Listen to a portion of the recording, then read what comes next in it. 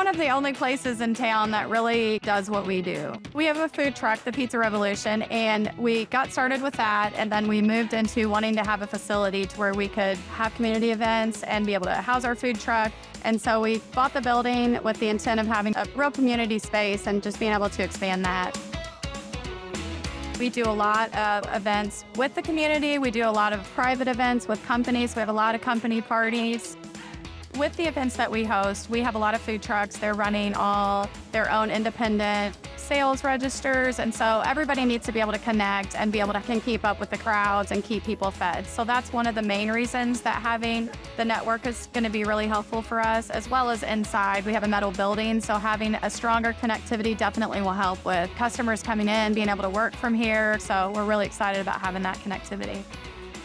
If we can bring the community together, we can show that the world is full of endless possibilities. We're the owners of Farm 57, and our small business is powered by AT&T.